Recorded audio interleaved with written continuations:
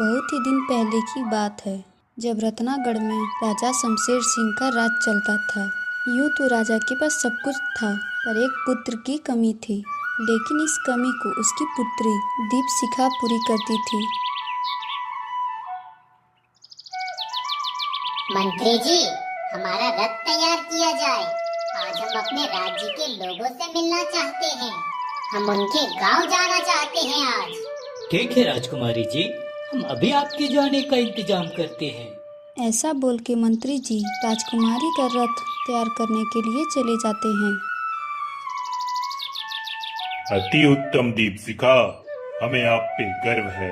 आपके रहते हमें कभी पुत्र की कमी महसूस नहीं हुआ। बस आप हमारे इस गर्व को बनाए रखना। ठीक है पिताजी, अब मैं चलती हूँ। मंत्री जी हमारा प्रतीक्षा कर रहे होंगे।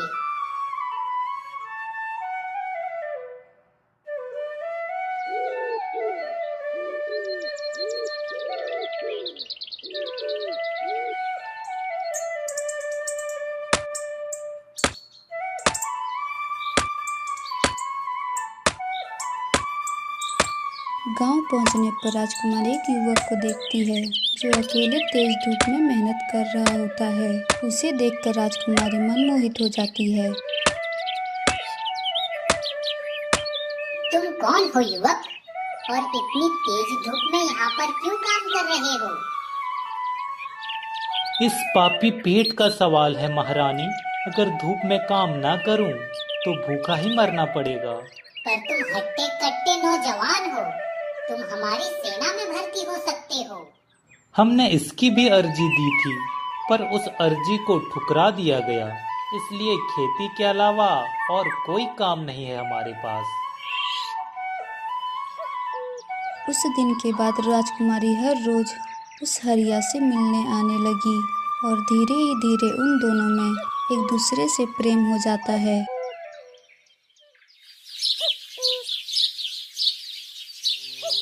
राजकुमारी, मुझे लगता है अब हमें नहीं मिलना चाहिए। एक दूसरे को भूलने में ही हमारी भलाई है। क्यों हरिया, आज तुम ऐसी बातें क्यों कर रहे हो? तबीयत तो ठीक है ना तुम्हारी? मैं बिल्कुल ठीक हूँ दीपशिखा, पर हम एक नहीं हो सकते। राजा साहब हमें कभी नहीं अपनाएंगे।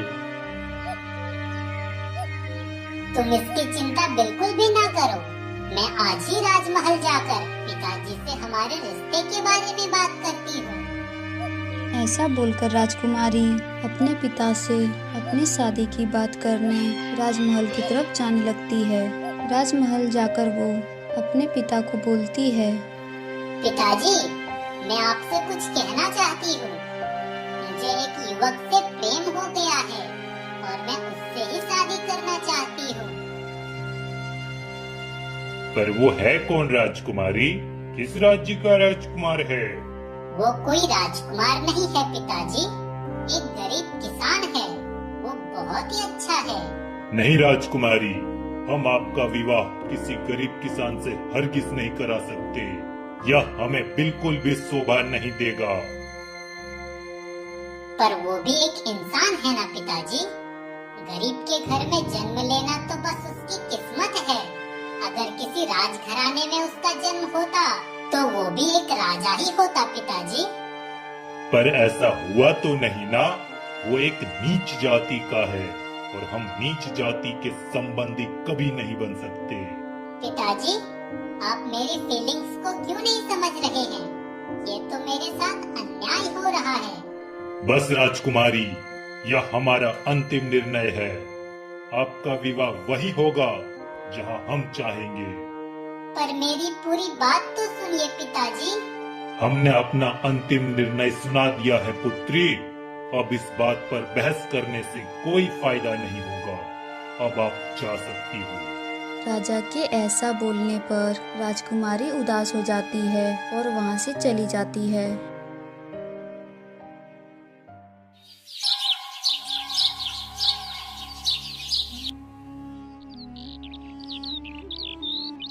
क्या हुआ दीपशिखा, तुम उदास क्यों हो?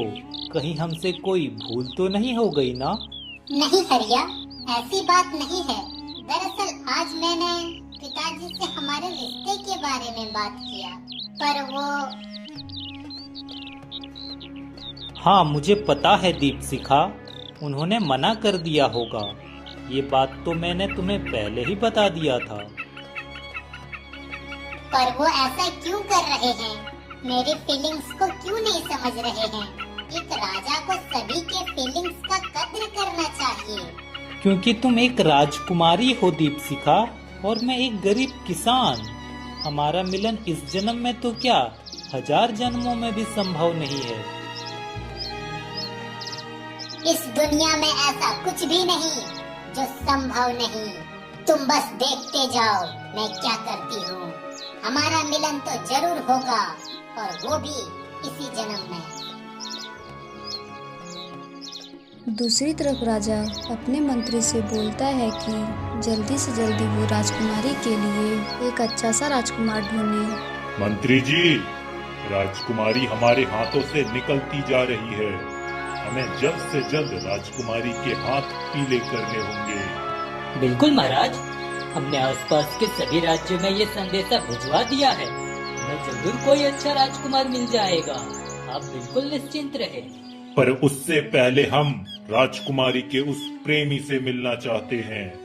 वो जहाँ भी हो, उसे पकड़कर हमारे पास पेश किया जाए।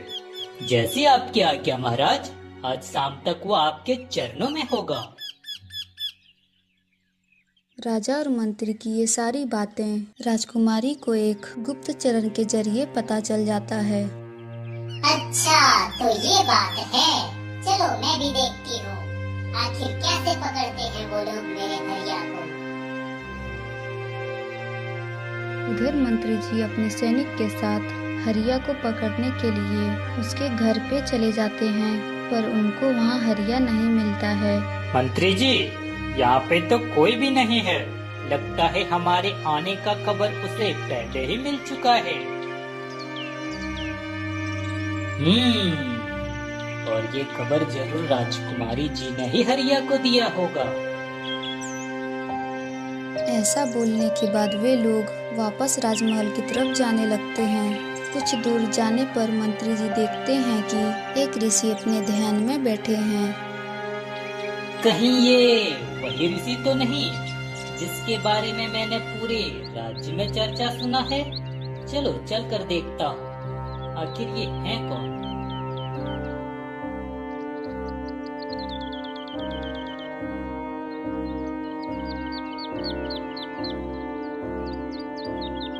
प्रणाम बाबा, इस भक्त की विनती को स्वीकार कीजिए। खुश रहो वत्स, हमें पता है तुम यहाँ पे हरिया को ढूंढने के लिए आए थे, पर वो तुम्हें नहीं मिला। आप तो यंत्रयामी हैं बाबा। हमने आपके बारे में जो भी सुना था आज वो देख भी लिया। कृपया कर हमारी परेशानी दूर करें बाबा। उचित समय आने पर हरिया खुद राजा साहब के पास आ जाएंगे वत्स, तुम बिल्कुल चिंता मत करो।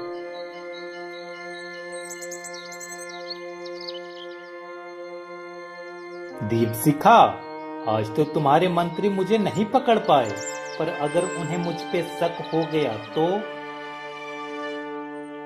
तुम चिंता मत करो हरिया, उस मंत्री ने तुम्हें कभी नहीं देखा, इसलिए वह तुम्हें कभी नहीं पकड़ पाएंगे। पर मुझे बहुत डर लग रहा है दीपशिखा, मैंने तुम्हारे कहने पर ही ये सब किया है। तो बस जैसा जैसा मैं करने के लिए कह रही हूँ वैसा वैसा करते जाओ, फिर देखना क्या होता है। दूसरी तरफ मंत्री राजा के पास जाते हैं और उनको हरिया से ऋषि तक की सारी बातें बता देते हैं। वह जरूर ही अपनी जान बचाने के लिए भागा होगा। वैसे वह साधु बाबा कहाँ होंगे अभी? हमें उनसे मिलने की इच्छा हो रही है।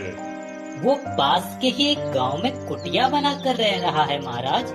आप कहें तो उनको यहीं पे बुलवा दें। नहीं मंत्री जी, हम खुद उनसे मिलने जाएंगे। हम एक साधु को बुलाकर उनका अपमान नहीं करना चाहते हैं।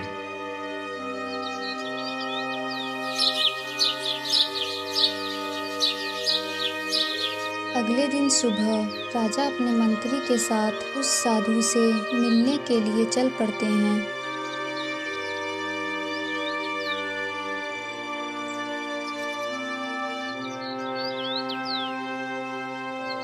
बाबा, मैं अपनी बेटी की विवाह को लेकर बहुत ही चिंतित हूँ। कृपया कर मेरे चिंता का निवारण कीजिए। आप चिंतित ना हो राजन, आप होने को नहीं टाल सकते। उस प्रभु ने जो लिखा है वो तो होकर ही रहेगा। इसका क्या अर्थ है बाबा? आपकी पुत्री का विवाह उसी हरिया से होगा। आप इसे हरगिज नहीं टाल सकते। पर मेरी मान मर्यादा का क्या बाबा? उस हरिया से विवाह करने पर सभी लोग मुझ पर थू-थू करेंगे। इसका भी एक उपाय है मेरे पास, जिसमें आपकी प्रतिष्ठा को बिल्कुल भी ठेस नहीं पहुंचेगा। सांप भी मर जाएगा और लाठी भी नहीं टूटेगी। कृपा कर जल्दी बताएं बाबा, हम बहुत परेशान हैं। मैं आपको 3 कठिन प्रश्न देता हूँ। जो भी उन तीनों प्रश्नों का सही सही जवाब दे देगा, उसी से आप अपनी पुत्री का विवाह करा सकते हैं। इससे आपका मान मर्यादा भी बच जाएगा और आपकी पुत्री का विवाह भी हो जाएगा। ठीक है बाबा, मैं ऐसा ही करूँगा। पर वो 3 प्रश्न कौन से हैं? उसके बाद वह ऋषि राजा को वह 3 प्रश्न बता देते हैं। राजमहल जाके राजा राजकुमारी को इस बारे में बताता है, तो राजकुमारी भी हाँ कर देती है। ठीक है पिताजी, अगर आपकी खुशी इसी में है तो यही सही। अब मुझे कोई संकोच नहीं है। राजकुमारी की यह बात सुनकर राजा बहुत ही खुश हो जाते हैं और अगले दिन ही वह एक स्वयंवर का आयोजन करता है, जिसमें कई राज्यों के राजकुमार हिस्सा लेने के लिए आते हैं। आप सभी का हमारे इस स्वयंवर में तहे दिल से स्वागत है। आशा करते हैं कि आपको किसी भी प्रकार की कोई कठिनाई नहीं हुई होगी। यहाँ उपस्थित जो भी राजकुमार या प्रजा मेरे 3 प्रश्नों का उत्तर सही सही दे देंगे, मैं अपनी पुत्री का विवाह उसी राजकुमार या प्रजा से करा दूंगा। आप अपना प्रश्न पूछिए महाराज, मैं सही उत्तर दूंगा इसका। मंत्री जी, पहला प्रश्न पूछा जाए। तो राजकुमारों, पहला प्रश्न ये है कि इस पूरे ब्रह्मांड में सबसे भारी और सबसे हल्का क्या है? पहला प्रश्न पूछे जाने पर ही सभी राजकुमार शांत हो जाते हैं। किसी को भी इस प्रश्न का उत्तर पता नहीं होता है। क्या हुआ राजकुमारों? आप में से कोई भी विद्वान नहीं है? हमें ये उम्मीद नहीं थी आप लोगों से। मंत्री जी ऐसा बोल ही रहे होते हैं, तभी वहाँ पर हरिया आ जाता है और बोलता है, महाराज, मैं एक निम्न जाति का हूँ, पर मैं आपके सभी सवालों का सही जवाब दे सकता हूँ। पर क्या आप मुझे अपना सकते हैं? हाँ युवक, क्यों नहीं।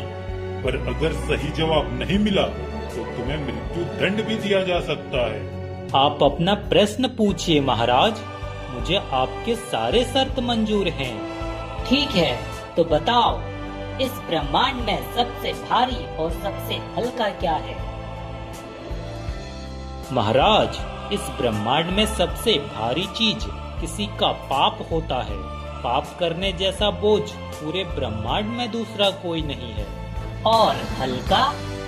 इसी के विपरीत मंत्री जी, सत्य जैसा हल्का कोई दूसरा नहीं हो सकता। वाह, अति उत्तम, बिल्कुल सही जवाब है आपका। पर क्या मैं आपसे एक व्यक्तिगत सवाल पूछ सकता हूँ? जी बिल्कुल मंत्री जी, पूछिए ना। आप हैं कौन युवक? आपको इन सवालों के सही उत्तर कैसे पता है? ये मैं आपको तीनों सवालों का जवाब देने के बाद ही बताऊंगा। ठीक है, तो बताओ, किस चीज में हाथी डूब जाती है, सांप खड़ा होकर नहा लेता है, लेकिन एक चिड़िया का प्यास तक नहीं बुझ पाता है? इसका सही उत्तर ओस है मंत्री जी, जिसमें कोई भी डूब सकता है। सांप खड़ा होकर भी नहा सकता है, पर उस ओस से किसी का भी प्यास नहीं बुझ सकता है। अति उत्तम नौजवान, बिल्कुल सही कहा आपने। तो अब आप अपना अगला सवाल कीजिए मंत्री जी। अगला सवाल ये है कि सोने की वह चीज है पर बेचे नहीं कोई सुनार, मोल तो ज्यादा नहीं है पर बहुत है उसका भार। ये तो बिल्कुल बच्चों वाला प्रश्न हो गया मंत्री जी। इसका सही जवाब चारपाई है। बिल्कुल सही, आपने तो सबका दिल जीत लिया नौजवान। अब कृपया कर बताएं कि आप हैं कौन। ये सब बातें तो होती रहेंगी मंत्री जी, पर अभी महाराज अपने किए गए वादे को पूरा करें। हरिया की यह बात सुन के राजा समझ जाते हैं कि वह हरिया ही है, क्योंकि राजा को उस ऋषि की बातें याद आ जाती है। पर उनको अभी तक यह पता नहीं चल पाता है कि वह ऋषि कोई और नहीं बल्कि हरिया ही था। उसके बाद राजा उन दोनों की शादी करा देते हैं। दोस्तों, हमें इस कहानी से सीख मिलती है कि उस ईश्वर के लिखे विधान को कोई नहीं बदल सकता है। तरीका चाहे कोई भी हो, ईश्वर के बनाए गए जोड़े एक दूसरे से मिल ही जाते हैं।